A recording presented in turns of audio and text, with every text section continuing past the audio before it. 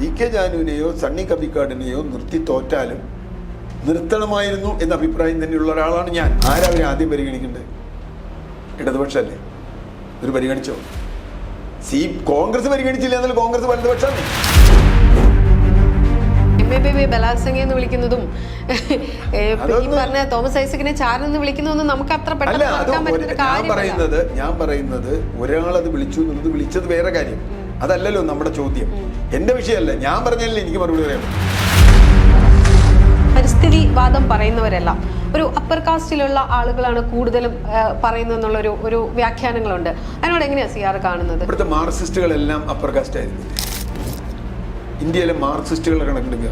അതുകൊണ്ടാണ് അംബേദ്കർ പറഞ്ഞ് ബ്രാഹ്മിൻ ബോയ്സ് കമ്മ്യൂണിസ്റ്റുകാർ. എന്തുകൊണ്ടാണ് അങ്ങനെ വന്നത്? കാരണം കമ്മ്യൂണിസ്റ്റ് പോളിറ്റ് ബ്യൂറോയിൽ ബ്രാഹ്മിനിക്കൽ അപ്പർ കാസ്റ്റ് ആളുകളാണ് മുഴുവൻ. സ്വാഭാവികം, അതിൽ അന്ന് തെറ്റുമില്ല. സച്ചിദാനന്ദ സ്വാമി ശിവഗിരി മഠം പറഞ്ഞൊരു കാര്യമുണ്ട്. പിണറായി മന്ത്രിസഭയിൽ 21 പേരിൽ 10 പേര് നായന്മാരാണ്. സതീശൻ മുഖ്യമന്ത്രി ആയാൽ എന്താവും ഒരു ഭാവി? എനിക്ക് അതിനെപ്പറ്റി അത്ര വലിയ ടെൻഷനൊന്നുമില്ല. അപ്പൊ പിണറായി ആയിട്ട് നമ്മൾ സഹിച്ചില്ലേ 10 കൊല്ലം. അതിക്കുള്ള സതീശനായാൽ കോൺഗ്രസ് ഇപ്പോഴും ശബരിമല വിഷയത്തിൽ പഴയ നിലപാടിൽ തന്നെയാണ്. സണ്ണി കബിക്കാട് അതല്ല. സണ്ണി കബിക്കാടിന് അങ്ങനെ നല്ല, ഞാൻ നേരത്തെ പറഞ്ഞ പോലെ സണ്ണി കബിക്കാടിന് അങ്ങനെ നിലപാട് മാറ്റാൻ പറ്റുമോ? വനിതാ പ്രവേശനത്തിന്റെ വിഷയത്തിൽ കേരളത്തിൽ മുഴുവൻ നടന്ന് പ്രഭാഷണം നടത്തിയിട്ടുള്ള ആളുകളാണ്. കോൺഗ്രസ് ഇതെല്ലാം നോക്കിയിട്ട് സ്ഥാനാർത്ഥി നിർത്തുള്ളൂ. സമുദായ സമവാക്യങ്ങൾ മറ്റേ അത്. പക്ഷെ അവിടെ വരുമ്പോൾ സ്ത്രീ പുരുഷ സമവാക്യം വരും. കേരളത്തിന് ഒട്ടും പരിചയക്കുറവില്ലാത്ത സിആർ നീലകണ്ഠനാണ് ഇന്ന് നമ്മുടെ അതിഥി. പറഞ്ഞ പോലെ തന്നെ എന്നും കണ്ടുകൊണ്ടിരിക്കുന്ന ഒരു മുഖമാണ്. കുറേ വർഷങ്ങളായിട്ട് ഇങ്ങനെ കാണുന്നു അല്ലെ? ചാനൽ ചർച്ചകൾ വന്നു കഴിഞ്ഞാലും സിആർ പറയാത്ത കാര്യങ്ങളില്ല എന്നാണ് പറയുന്നത്. ഭൂമിക്ക് കീഴേ മുകളിലും സൂര്യന് താഴെയൊക്കെ എല്ലാ വിഷയങ്ങളിലും ഇങ്ങനെ എല്ലാ വിഷയങ്ങളും അഭിപ്രായം തന്നെ. നമ്മൾ പഠിക്കുമല്ലോ, ഇതെല്ലാം പരസ്പര ബന്ധിതമാണെന്ന് വിശ്വസിക്കുന്ന, അതാണ് എന്റെ പരിസ്ഥിതി പ്രവർത്തനം തന്നെ. എല്ലാ പൂവും പുഴുക്കളും മലയും കടലും കായലും മനുഷ്യരും മൃഗങ്ങളും ഇതെല്ലാം പരസ്പര ബന്ധിതല്ലേ. അതുകൊണ്ട് അതിനെല്ലാം കുറിച്ച് നമുക്കറിയാവുന്നത്. നമ്മളിപ്പോ അതിന്റെ അവസാന വാക്കല്ലല്ലോ ഒന്നിന്റെ. നമ്മൾ അവസാന വാക്കുമല്ല ആദ്യ വാക്കുമല്ല. അപ്പൊ നമ്മളൊരു തുടർച്ചയുടെ ഭാഗമായി പറയേണ്ടി വരും. ചോദ്യങ്ങൾ വന്നാൽ ആ ചോദ്യത്തിന് എനിക്കറിയാവുന്ന മറുപടി വരും. അതാണ് എന്റെ ഒരു രീതി. അല്ല, പലരും പറയുന്നത് കേട്ടിട്ടുണ്ട്, സിആർ എന്താ ഈ ലോകത്തുള്ള മുഴുവൻ കാര്യങ്ങളും അഭിപ്രായം പറയുന്ന ഒരാൾ എന്ത് അടിസ്ഥാനത്തിലാണ്, എന്താണ് അതിന്റെ ആധികാരികത എന്ന് ചോദിക്കാറുണ്ട്. അല്ല, ആധികാരികത ആവശ്യമില്ല.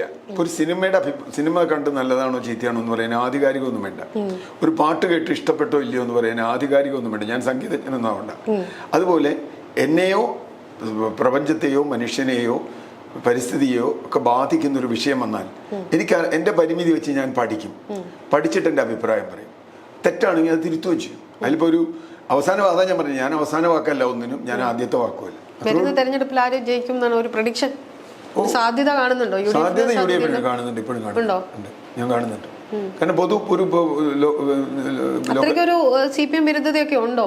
ഭരണവിരുദ്ധതയുണ്ടോ? അത്രയും ഉണ്ടെന്നാണ് എന്റെ വ്യക്തിപരമായ അഭിപ്രായമാണ്. ഞാൻ അങ്ങനെ ഒരു സർവേ നടത്തിയിട്ടാണ് ഞാൻ അങ്ങനെ വിചാരിക്കുന്നുണ്ട്. കാരണം എന്താ വെച്ചാൽ അതിന് ഒരു ആന്റി ഇൻകംബൻസി ഉണ്ട്. 10 വർഷമായി. അങ്ങനെയാണെങ്കിൽ ആര് മുഖ്യമന്ത്രിയാവും? അതൊന്നും എനിക്കറിയില്ല. അതൊക്കെ അല്ല, ഇപ്പൊ പ്രതിപക്ഷ നേതാവ് VD സതീശനാണ്. സ്വാഭാവികമായി ഫസ്റ്റ് ചോയ്സ് അതാണല്ലോ. ഫസ്റ്റ് ചോയ്സ് പ്രതിപക്ഷ നേതാവാണ്. പിന്നെ കോൺഗ്രസ് ആണ്, ഒന്നും പറയാൻ പറ്റില്ല. കോൺഗ്രസിൽ എങ്ങനെ വേണി മാറാം. സതീശൻ മുഖ്യമന്ത്രി ആയാൽ എന്താവും ഒരു ഭാവി? എനിക്ക് അതിനെപ്പറ്റി അത്ര വലിയ ടെൻഷനൊന്നുമില്ല.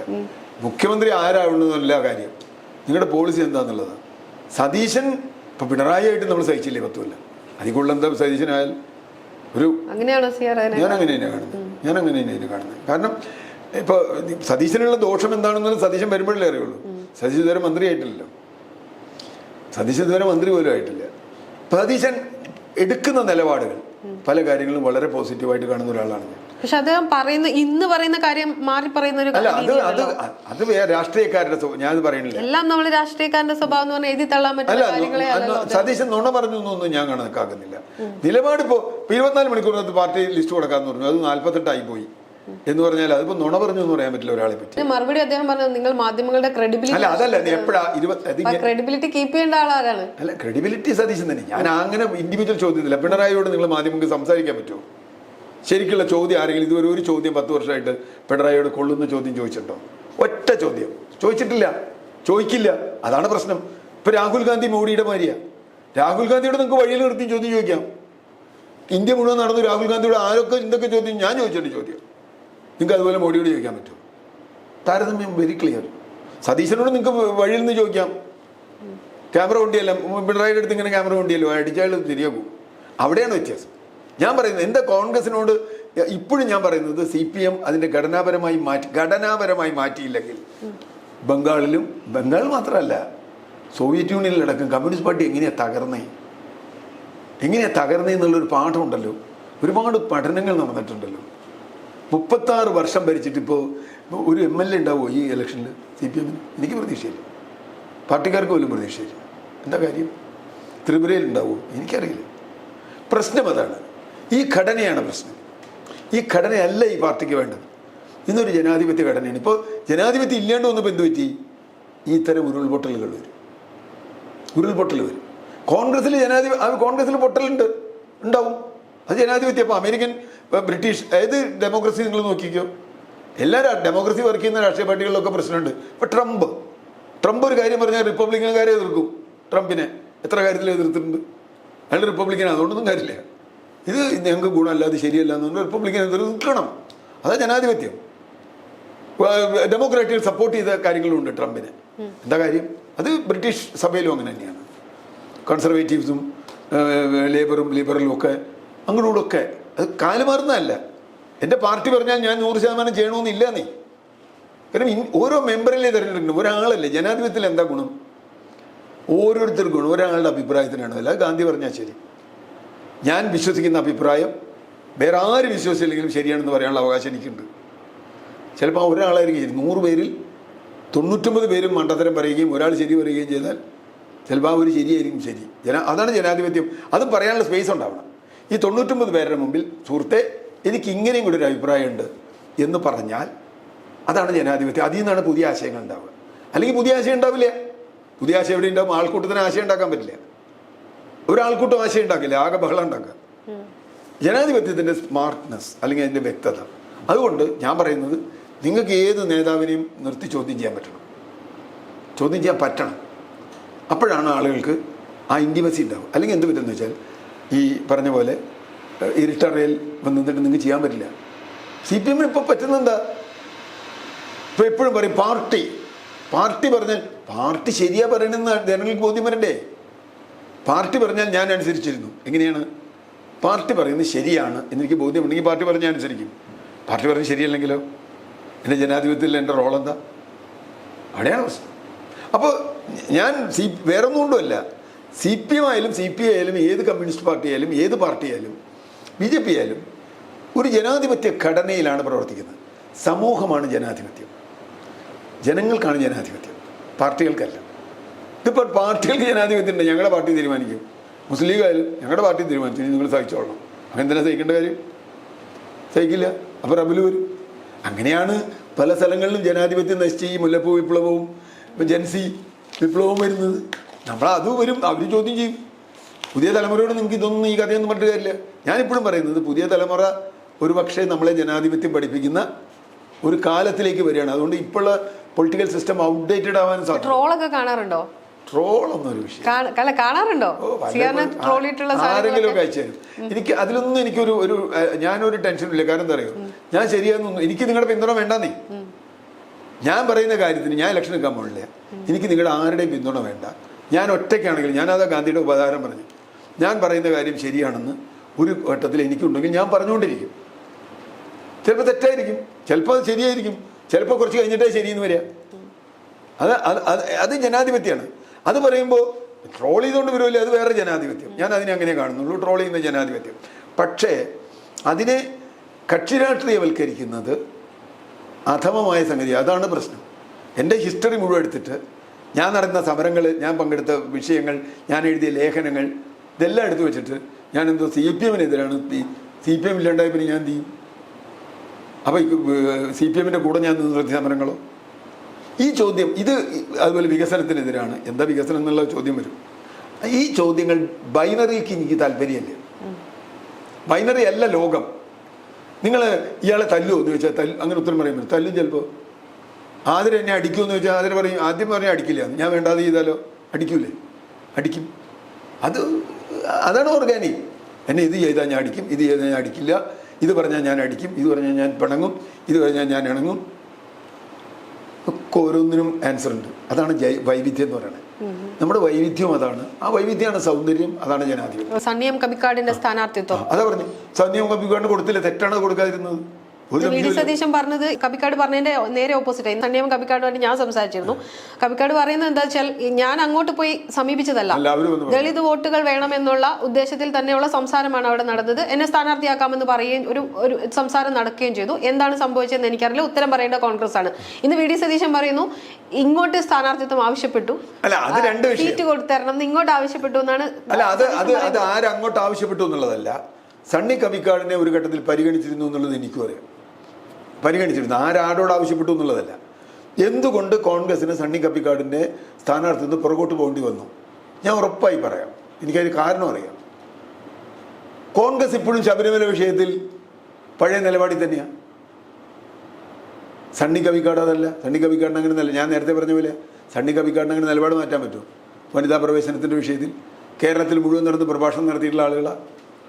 CPM മാറി, CPM നിലപാട് മാറ്റി. സണ്ണി കബിക്കാട് CPMന്റെ 100 വേദികളിൽ ഞാൻ സംസാരിച്ചിട്ടുണ്ട്, ഇടതുപക്ഷ വേദികളിൽ. സ്ത്രീ പ്രവേശന അനുകൂലം അന്ന് സർക്കാരിന്റെ നിലപാട് ശരിയായിരുന്നു തന്നെയാണ്. ഞാൻ 100% ആരെങ്കിലും അമ്പലത്തിൽ പോകണമെന്ന അഭിപ്രായമുള്ള ആളല്ല കേട്ടോ ഞാൻ. അത് വേറെ വിഷയമാണ്. ആളുകൾ അമ്പലത്തിൽ പോകണമെന്നുള്ള അഭിപ്രായം എനിക്കില്ല. പക്ഷെ ഭരണഘടനാപരമായൊരു അവകാശമുണ്ട് സ്ത്രീക്ക്. അതിന് ഞാൻ 100% അതിൻ്റെ കൂടെ തന്നെയാണ്. എനിക്ക് ഇവരോട് അഭിപ്രായ വ്യത്യാസമുണ്ട്. അതിൻ്റെ കോൺഗ്രസിനോടും ഇപ്പോൾ CPM മാറ്റിയതിനോടും ഒക്കെ എനിക്ക് അഭിപ്രായ വ്യത്യാസമുണ്ട്. കാരണം ഭരണഘടനയാണ് പ്രശ്നം. ഇനിയിപ്പോൾ കോടതിയിൽ വിട്ടു. കോടതി ഈ സ്ഥാനാർത്ഥിത്വത്തിലും ഈ യുവതി പ്രവേശനമാണ് വിഷയം ഉണ്ടായിട്ടുണ്ടെന്ന് തന്നെയാണ് എൻ്റെ ഒരു തോന്നൽ. യുവതി പ്രവേശനം മാത്രമല്ല, അങ്ങനെയാണ് CK ജാനുവിനെ പരിഗണിക്കാമായിരുന്നല്ലോ. CK ജാനുവിനെ പരിഗണിക്കാതിരുന്നത് ഞാൻ മനസ്സിലാക്കുന്നിടത്തോളം ഇന്നബിലിറ്റി എന്നുള്ളൊരു പ്രശ്നമാണ്. പെട്ടെന്നൊരു സീറ്റിൽ നിന്ന് CK ജാനു ജയിക്കാൻ. കാരണം വയനാട്ടിലൊക്കെ CK ജാനുവിനെതിരെയാണ് അവിടുത്തെ കുടിയേറ്റക്കാരും ആളുകളും. പാർട്ടിക്കാരല്ല, എല്ലാ പാർട്ടിയും, ഒരു പാർട്ടിയൊന്നുമല്ല. നമുക്കറിയാലോ മുത്തങ്ങ തവർ നിൽക്കുമ്പോൾ ഓരോ പാർട്ടികളും എടുത്ത നിലപാട്. കാരണം ഭിന്നബിലിറ്റി അവർ നോക്കിയിട്ടുണ്ട്. CK ജാനുവിനെ നിർത്തി തോൽപ്പിക്കേണ്ട കാര്യമില്ല എന്ന് വിചാരിക്കേണ്ട ഒരാളാണ് ഞാൻ. സണ്ണി കബിക്കാടിൻ്റെ കാര്യത്തിൽ അതല്ല പ്രശ്നം. സണ്ണി കബിക്കാടിന് കൊടുക്കാമെന്ന് പറഞ്ഞു, ജാനുവിന് കൊടുക്കാമെന്ന് പറഞ്ഞു എന്ന് എനിക്കറിയില്ല. ജാനു UDFന് ഈ വിജയ പരാജയങ്ങൾ നമ്മൾ നിശ്ചയിക്കുമ്പോൾ ഈ CK ജാനുവിനെ പോലെയുള്ള ആളുകൾ നിർത്തുമ്പോൾ മാത്രമേ നമ്മൾ ഈ വിജയ പരാജയത്തെ അല്ല, അത് വേറെ കാര്യം. ഞാൻ എന്റെ ഒരിക്കലും അല്ല. CK ജാനുവിനെയോ സണ്ണി കബിക്കാടിനെയോ നിർത്തി തോറ്റാലും നിർത്തണമായിരുന്നു എന്ന അഭിപ്രായം തന്നെയുള്ള ഒരാളാണ് ഞാൻ. ഒരു സംശയം അതിനകത്തില്ല. പക്ഷേ ചോദ്യമുണ്ട്, ഇത് ആദ്യം നിർത്തേണ്ടത് ഇവിടുത്തെ ലെഫ്റ്റ് അല്ലേ? നിങ്ങൾ ഇടതുപക്ഷം എന്ന് ആദ്യം പറഞ്ഞല്ലോ. ആരാ അവരെ ആദ്യം പരിഗണിക്കേണ്ടത്? ഇടതുപക്ഷമല്ലേ? ഒരു പരിഗണിച്ചോ? കോൺഗ്രസ് പരിഗണിച്ചില്ല എന്നാലും കോൺഗ്രസ് വലതുപക്ഷാന്നേ. കോൺഗ്രസ് വലതുപക്ഷാണ്. ഇടതുപക്ഷം പരിഗണിക്കൂ എന്തെങ്കിലും ചെയ്യില്ല.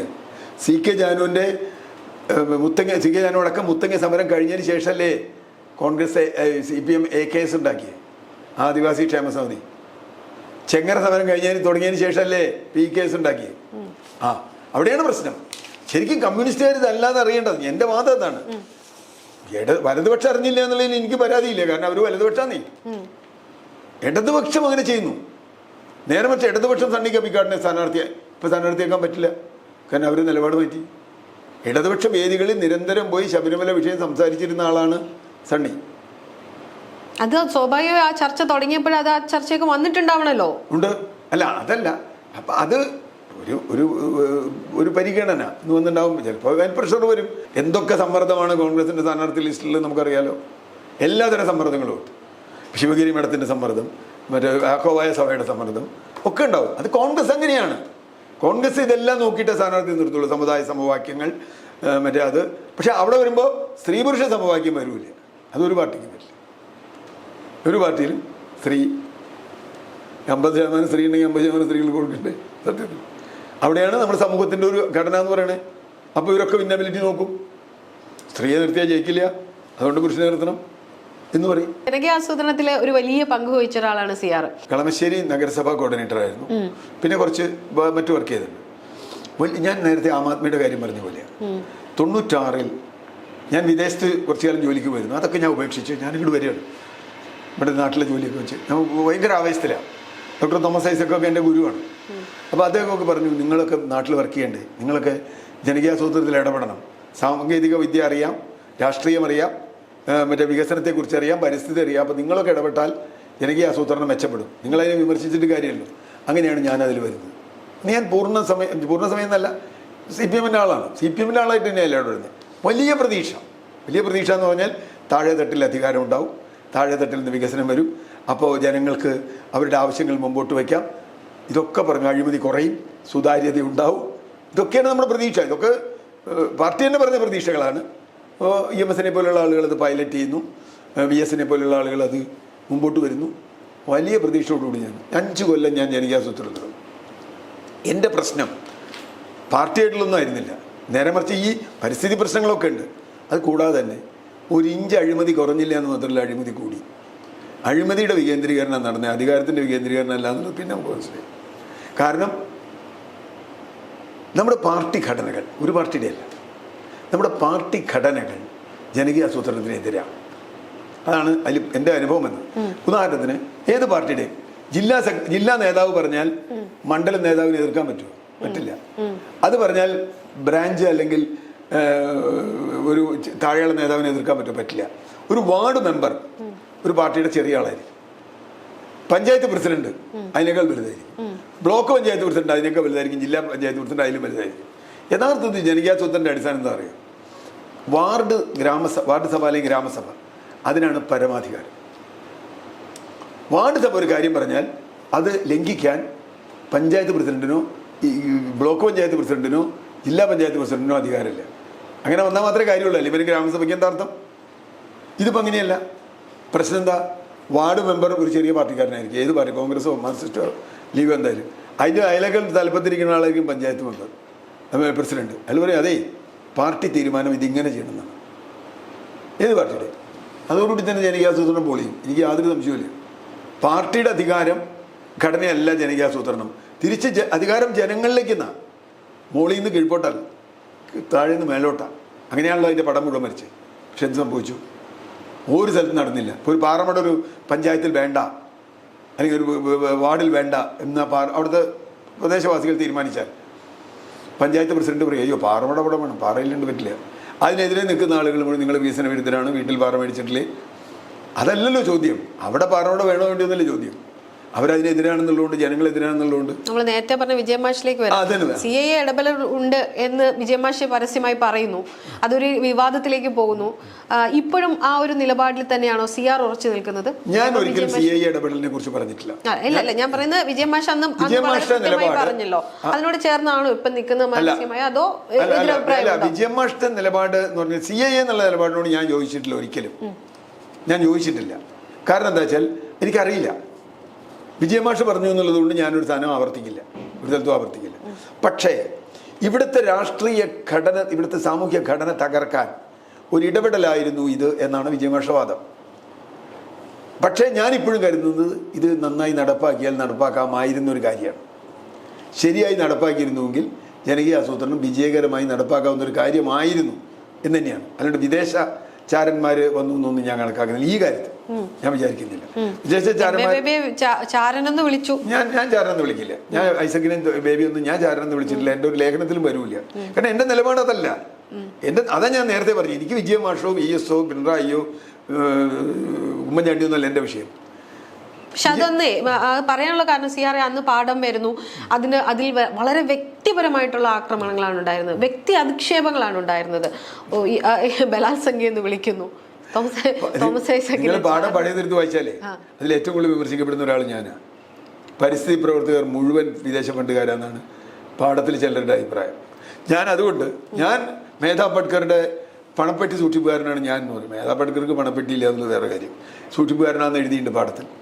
അതുകൊണ്ട് പാഠത്തിനോട് എനിക്ക് യാതൊരു യോജിപ്പില്ല. ഞാൻ പാഠത്തിൽ ഞാൻ വിജയമാഷോട് തർക്കിച്ചിട്ടുണ്ട് പാഠത്തിൻ്റെ വിഷയത്തിൽ. വിജയമാഷോട് വേറെ കുറേ കാര്യങ്ങൾ യോജിപ്പുണ്ട്. നമുക്ക് അങ്ങനെ ആവാലോ. അതൊന്നും കേരളം മറന്നിട്ടില്ല. MABB ബലാത്സംഗം എന്ന് വിളിക്കുന്നതും പറഞ്ഞ തോമസ് ഐസക്കിനെ ചാരൻ എന്ന് വിളിക്കുന്നതൊന്നും നമുക്ക് അത്ര പെട്ടെന്ന് ഞാൻ പറയുന്നത് ഒരാളത് വിളിച്ചു എന്നുള്ളത് വിളിച്ചത് വേറെ കാര്യം. അതല്ലല്ലോ നമ്മുടെ ചോദ്യം. എന്റെ വിഷയമല്ല. ഞാൻ പറഞ്ഞാലേ എനിക്ക് മറുപടി പറയാൻ പറ്റും.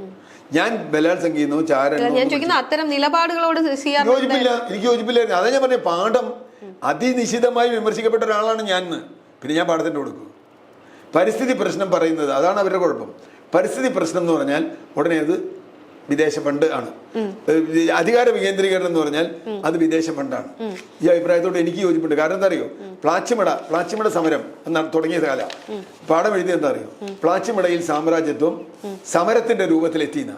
അപ്പൊ ഞാൻ വിജയമാഷോട് ചോദിച്ചു, പ്ലാച്ചിമടയിൽ കൊക്കോക്കോള സാമ്രാജ്യത്തിന്റെ രൂപത്തിലെത്തി എന്നല്ലേ സത്യം പറയണ്ടേ? ഒരു സമരാണോ സാമ്രാജ്യത്തെ കൊണ്ടുവന്നേ? കൊക്കോക്കോളയിലെ സാമ്രാജ്യമായിട്ട് വന്നേ സമരാണോ? ആരാ സാമ്രാജ്യത്വം? കൊക്കോക്കോളയാണോ മൈലമ്മയാണോ? അവിടെയല്ലേ പ്രശ്നം. അത് ഞാനതിന് 100% എതിർത്ത ആളാണ്. പാഠത്തിന്റെ ഒരു കാര്യത്തോടും എനിക്ക് യോജിപ്പുണ്ടായിരുന്നില്ല. പാഠത്തിനെതിരായി ഞാൻ എടുത്തത്. ഞാൻ ജനകീയാസൂത്രണത്തിൽ ഫുൾ ഇൻവോൾവ് ആയിരുന്നു 5 കൊല്ലം. പക്ഷേ ജനകീയാസൂത്രണം ഇൻഇഫക്റ്റീവായി. എൻ്റെ വിമർശനം അതാണ്. അത് പാർട്ടിവൽക്കരിക്കപ്പെട്ടു, അത് ഈ പറഞ്ഞതുപോലെ ഘടനാവൽക്കരിക്കപ്പെട്ടു, അഴിമതിവൽക്കരിക്കപ്പെട്ടു. അതിനെ ഞാൻ വിമർശിച്ചു. ഇപ്പോഴും ഞാൻ നേരത്തെ പറഞ്ഞില്ല, ഞങ്ങളൊരു ഹോസ്പിറ്റലാണ്. ജനകീയാസൂത്രണത്തിൻ്റെ എത്ര സ്ഥാപനങ്ങൾ ഇന്ന് കേരളത്തിൽ ബാക്കിയുണ്ടെന്നറിയില്ല. പക്ഷെ ഒരു സ്ഥാപനം ഉണ്ടെന്ന് എനിക്കറിയാം, നമ്മളുണ്ടാക്കിയ ഒരു ഹോസ്പിറ്റലാണ്. അലോപ്പതി ആയുർവേദം ഉണ്ട് അവിടെ. കളക്ടറേറ്റിന് തൊട്ടടുത്തുണ്ട്, എറണാകുളം കളക്ടർ, തൃക്കാക്കര. അന്ന് പഞ്ചായത്താണ്, ഇപ്പം മുനിസിപ്പാലിറ്റിയാണ്. ആശുപത്രി ഇപ്പോഴും ഉണ്ട്. അത് വലിയ ആശുപത്രിയാണ്, താലൂക്ക് ആശുപത്രിയുടെ ഒക്കെ ലെവലിൽ വരെയാണ്. അത് ചെയ്യാൻ പറ്റില്ല എന്ന് ഞാൻ പറഞ്ഞില്ല. പക്ഷേ അതിന് നമ്മുടെ സാമൂഹ്യ ഘടനയും പാർട്ടി ഘടനയും സാമൂഹ്യ ബോധവും മാറണം. അല്ലെങ്കിൽ നമുക്ക് നടക്കില്ല. ഞാൻ പറഞ്ഞ കൺസെൻറ്റ് എല്ലാം ഇൻഫോംഡ് ആയിരിക്കണം. ഈ ബഹളം കൊണ്ടല്ല കൺസെൻറ്റ് ഉണ്ടാവണം. നിങ്ങൾ നേരത്തെ പറഞ്ഞ പോലെ ഇയാൾ വികസന വിരുദ്ധനാണ്. എന്താ വികസനം എന്നുള്ള ചോദ്യം വന്നാൽ, ഏതാ വികസനം എന്നുള്ള ചോദ്യം വന്നാൽ, അത് അങ്ങനെയല്ലേ പറയാൻ പാടുള്ളൂ. നിങ്ങൾ വികസനത്തിനെതിരാണോ അങ്ങനെ ഒരു ബൈനറി ഇല്ല ലോകത്ത്. ഈ സിആർ വേറൊരു സംശയം, ഈ പരിസ്ഥിതി വാദം പറയുന്നവരെല്ലാം ഒരു അപ്പർ കാസ്റ്റിലുള്ള ആളുകളാണ് കൂടുതലും പറയുന്നതെന്നുള്ള ഒരു വ്യാഖ്യാനങ്ങളുണ്ട്. അതിനോട് എങ്ങനെയാണ് സിആർ കാണുന്നത്? ഇവിടുത്തെ മാർക്സിസ്റ്റുകളെല്ലാം അപ്പർ കാസ്റ്റ് ആയിരുന്നില്ലേ? ഇന്ത്യയിലെ മാർക്സിസ്റ്റുകളെ കണക്കെടുക്കുക. അതുകൊണ്ടാണ് അംബേദ്കർ പറഞ്ഞ് ബ്രാഹ്മിൻ ബോയ്സ് കമ്മ്യൂണിസ്റ്റുകാർ. എന്തുകൊണ്ടാണ് അങ്ങനെ വന്നേ? കേരളത്തിലെടുത്തോളൂ. ഇപ്പോഴല്ല മാർക്സിസ്റ്റ് തിയററ്റീഷ്യൻ. അത് ഇന്ത്യയിലെ കാസ്റ്റ് സിസ്റ്റമാണ്. ഞാനതിന് അങ്ങനെയല്ല കാര്യം കാണുന്നത്. എന്താ കാര്യം? ഒന്ന്, ഇത്തരം കാര്യങ്ങളിലേക്ക് ആളുകളെ ഇൻഫോംഡ് ആവുക എന്നുള്ള സംഗതിയുണ്ട്. ഇന്നിപ്പോൾ അതൊന്നും അല്ല കേട്ടോ. ഇന്നത്തെ കാലത്തും അതിൽ വലിയ മാറ്റമൊന്നും വന്നിട്ടില്ല. അല്ലല്ല, ഇന്ന് ഇഷ്ടം പോലെ നിങ്ങൾ കേരളത്തിന് പുറത്തു പോകണം. ഇവിടെ ഇല്ലാന്നുള്ളൂ. കേരളത്തിന് പുറത്തു പോയാൽ ഞാൻ ഈ പറഞ്ഞ പോലെ ചില ആളുകളെ മറന്നിട്ടല്ല ഞാൻ സംസാരിക്കുന്നത്. ഇപ്പം അർച്ചന സോറിനെ പോലെയോ അല്ലെങ്കിൽ ദേവനെ പോലെയോ ഒന്നും ആളുകളെ മറന്നിട്ടല്ല ഞാൻ സംസാരിക്കുന്നത്. പക്ഷെ ഒരു കണക്കെടുക്കുമ്പോ അല്ലെങ്കിൽ നമ്മൾ ഒരു തോട്ട് അങ്ങനെ ഉണ്ടാവുന്നില്ല. ഞാൻ പറഞ്ഞതാ, ഏറ്റവും റവല്യൂഷണറി ആവേണ്ട മാർക്സിസ്റ്റുകളല്ലേ. അതിൽ ദളിതന്റെ എന്താ കാര്യം? അതിൽ കാസ്റ്റ് സിസ്റ്റം എന്താ? അതിൽ കാസ്റ്റ് എങ്ങനെയാണ് പ്രവർത്തിക്കുന്നത്? ഇപ്പോൾ പിണറായി ഇന്നലെ സച്ചിദാനന്ദ സ്വാമി ശിവഗിരി മഠം പറഞ്ഞൊരു കാര്യമുണ്ട്. പിണറായി മന്ത്രിസഭയിൽ 21 പേരിൽ 10 പേര് നായന്മാരാണ്. 10 പേര് നായന്മാരാണ്. ഞാനത് ശ്രദ്ധിച്ചില്ല കേട്ടോ. പക്ഷെ എനിക്കത് അദ്ദേഹം പറഞ്ഞപ്പോൾ എനിക്കത് തോന്നി. കമ്മ്യൂണിസ്റ്റ് മന്ത്രിസഭയിൽ 10 പേര് നായന്മാരാവുക. കേരളത്തിൽ 10% നായരാണെന്ന് നോക്കിയിട്ടാണോ അവർ വെച്ച് നായർ എന്തെങ്കിലും കാരണമുണ്ടോ? അതല്ല ചോദ്യം. അത് ആക്സിഡൻ്റലും ആവാം, കോൺഷ്യസും ആവാം. തീർച്ചയായും ഇന്ത്യയിൽ ജാതി വ്യവസ്ഥ വളരെ ശക്തമായി നിലനിൽക്കുന്നുണ്ട്. ഒരു സംശയമില്ല. ജാതിയുടെ ഹയറാർക്കി ഉണ്ട്. അതുകൊണ്ട് തന്നെയാണ് ജാതി സെൻസസ് വേണമെന്ന് ഞാൻ പറയുന്നത്. ഞാനോട് യോജിക്കുന്ന ആളാണ്, ഒരു സംശയമില്ല. ആ ഹയറാർക്കി അതുകൊണ്ടാണ് പരിസ്ഥിതി വിഷയത്തിൽ മാത്രമല്ല, സയൻറ്റിസ്റ്റുകൾ എടുത്താലോ, ഇന്ത്യയിലെ സയൻറ്റിസ്റ്റുകൾ എടുക്കൂ, എത്ര പേരുണ്ട്? ഇന്ത്യയിലെ സിനിമാ താരങ്ങൾ എടുക്കൂ, എത്ര പേരുണ്ട്? അത് ജാതിപരമായി ഇവർക്ക് കിട്ടിയിട്ടുള്ള അപ്പർ ഹാൻഡ് തന്നെയാണ് എല്ലാ മേഖലകളും. ഇന്ത്യയിലെ വ്യാപാരികൾ എടുക്കൂ, ഇന്ത്യയിലെ കോർപ്പറേറ്റുകൾ എടുക്കൂ, അല്ല എവിടെ ഈ കീഴ്ജാതിക്കാരുള്ള ഉണ്ടാവില്ല. കാരണം അവരിൽ മൂലധനമില്ല. അത് തന്നെയാണല്ലോ കേരളത്തിലെ ഭൂപരിഷ്കരണം ചെങ്കര സമരം പോലെ ഉന്നയിച്ചെന്താ? കേരളത്തിൽ ഭൂപരിഷ്കരണം പകുതിയിലിട്ടിട്ട് പോയി. ഇന്നും കേരളത്തിലെ ഭൂരഹിതരാരാ? ഇപ്പൊ കേരളത്തിലെ 20%. ഈ ഒരു സാമൂഹ്യ പശ്ചാത്തലമാണോ അങ്ങനെ ഉണ്ടാവാൻ കാരണം? തീർച്ചയായിട്ടും. അത് ഇന്ത്യയിൽ ഇത് മാത്രമല്ല, ഏത് മേഖല എടുത്താലും സംവരണം കൊണ്ട് കുറച്ചു പേർക്ക് കയറാൻ കഴിഞ്ഞതൊഴിച്ചാൽ ബാക്കി എല്ലാ മേഖലകളും, വ്യാപാരം, സംസ്കാരം, മാധ്യമങ്ങൾ, ഏതെടുത്തോളും എവിടെയാണ് ലോവർ കാസ്റ്റ് കയറി വരുന്നത്? അത് പരിസ്ഥിതി പ്രതിസന്ധി മാത്രമല്ല. അത് ഞാൻ പറഞ്ഞേ, ബ്രാഹ്മിൻ ബോയ്സ് എന്ന് അംബേദ്കർ വിളിച്ചത് കമ്മ്യൂണിസ്റ്റുകാരെ അന്ന് തന്നെ. കാരണം കമ്മ്യൂണിസ്റ്റ് പോളിറ്റ് ബ്രാഹ്മിനിക്കൽ അപ്പർ കാസ്റ്റ് ആളുകളാണ് മുഴുവൻ. സ്വാഭാവികം. അതിൽ അന്ന് തെറ്റുമില്ല. കാരണം എന്താ? ബാക്കിയുള്ള സംബന്ധിച്ചിടത്തോളം മാർക്സിസ്റ്റ് അനാലിസിസ് ഒക്കെ വരുന്നതിന് വരെ അവർ സർവൈവൽ അനാലിസിസ് ഉണ്ട്. അവരുടെ പ്രശ്നം അതാണ്. ഇപ്പം ഭൂമി ഉണ്ടാവുന്നുണ്ട്. ഇപ്പോൾ കേരളത്തിൽ എന്താ കോളേജുകൾ ദളിതർക്ക് കോളേജില്ലാത്ത വളരെ കുറച്ച് സ്കൂളുകളേ ഉള്ളൂ. കേരളത്തിൽ എത്ര കോളേജുണ്ട്? എല്ലാ ജാതിക്കും കോളേജില്ലേ? എല്ലാ ജാതികൾക്കും ഇല്ലേ? എന്തിന് കാലയരക്കാൽ പോലും ശതമാനം പോലും വരാത്ത നമ്പൂതിരി സമുദായത്തിന് പോലും കോളേജുണ്ട്. കേരളത്തിൽ ദളിതർക്ക് കോളേജ് ആകെ ഒരെണ്ണം കിട്ടിയത് പോവുകയും ചെയ്തു. എന്താ കാര്യം? ഒരു കോളേജ് തത്വരേണ്ട അല്ല, അവരുടെ കയ്യിൽ പ്രൊഫസറില്ലേ? അത് കുഞ്ഞാമൻ്റെ എതിര് വായിച്ചാൽ മതി, ഉത്തരം കിട്ടും. ഡോക്ടർ കുഞ്ഞാമൻ എഴുതി എതിര് എന്നുള്ള ഒറ്റ നോവൽ വായിച്ചാൽ മതി, അല്ലെങ്കിൽ കെ കൊച്ചിൻ്റെ നോവൽ വായിച്ചാൽ മതി, അല്ലെങ്കിൽ മറ്റേ ആത്മകഥ വായിച്ചാൽ മതി. അത് ഞാൻ പറയുന്നത് നിങ്ങൾ പരിസ്ഥിതി പ്രസ്ഥാനം എന്നല്ല, ഏത് പ്രസ്ഥാനത്തിലും ഇങ്ങനെ വരുന്നതിന് കാരണം ജാതിപരമായി നമ്മുടെ സമൂഹത്തിലുള്ള അടിമത്തമാണ്. ആ ഒരു വ്യത്യാസമാണ്.